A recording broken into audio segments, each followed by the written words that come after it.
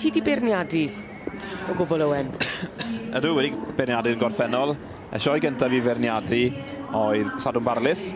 A wedyn nes i... Yn Aberteifi mae hwnna'n dyfe? Aberteifi, dyna fe. Yeah. A wedyn yr ail sioe wedyn oedd sioe Cwrt y Carno. Dwi'n cofio hynny, oherwydd o Sian Cothi na. Ac ys i lun gyda Sian Cothi a'i mam. Mi nath mam Sian Cothi mynd anhatun bowleri. O, dyfe? So, a gaethon ni lun wedyn, felly mae hwnna adre gyda ni ar y silff. O, da iawn. A wedyn, dwi wedi beirniadu dros y dŵr yn Canada, yn ogystal. Ond dwi'n mynd beirniadu rhyw lawer. Ddim yn hoffi beirniadu'n rhy lleol, yn amlwg oherwydd ddim eisiau rhoi cam i ffrindiau a bethau tebyg. Pan chi'n beirniadu'n lleol, mae pobl yn disgwyl, mae gyda nhw obeithio'n mawr oherwydd eich bod yn nabod nhw. Felly mae gwyllt da fi mynd yn bellach. Canada ddigon pell yn amlwg. Adi. Cwbl o filltirodd rhwg o ti a Canada, yn dys e? Sawl un.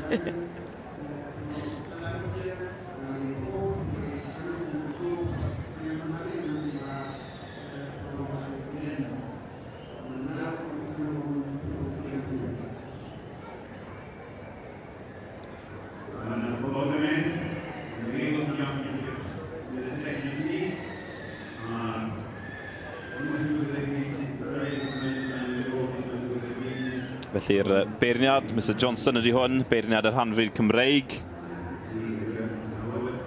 sydd ar hyn o bryd yn beirniadu'r Pencampwriaeth Benywaidd yn adran yr Rhanfrid. Tipyn o fywyd fyna, Heledd? Ei ffwna yn erbyn? Digon posib oherwydd mwyn marchogaeth y cyfle yma, mae rhaid bod y natur yn ffein, mae rhaid bod y meddwl yn glir gyda'r ceffyl. Mae hwnna'n dangos o bosib bod dim digon o ymarfer wedi bod, neu gall feddwl unrhyw beth, ond o bosib yn gallu ymharu ar y pictiwr terfynol.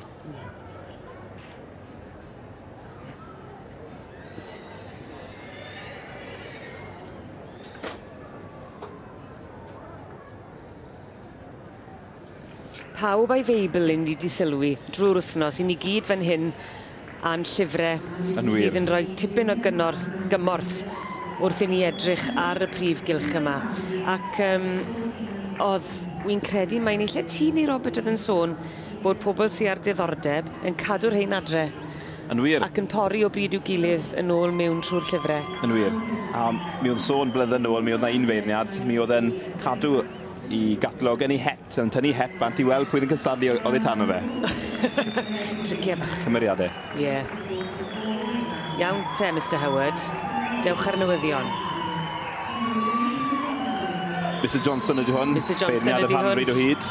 I dal yn y gogledd. Mae Mr Howard yn y de. Dyna fe. Felly mae na... Iawn te. Felly dwi'n meddwl mynd nôl i Aberaeron ydy hwn.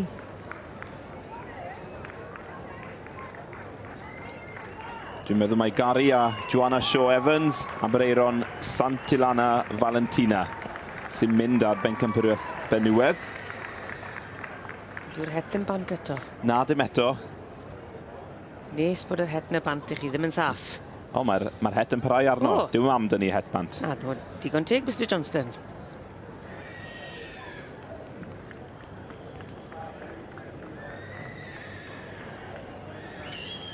Mae Mr Johnston wedi wneud i benderfyniad ac enillydd Pencampwriaeth Rhanfrid Cymreig i gesig neu ebolysu. Y Pencampwriaeth Benywaidd.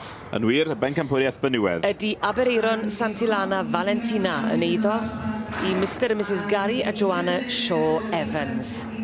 Ac yn cael yr hiban ar y ffrwyn.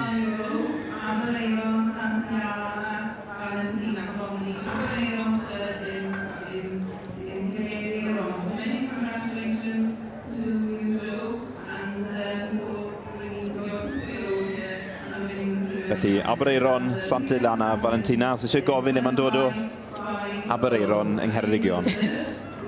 Mae'r cliw yn y teitl fel maen nhw'n gweud.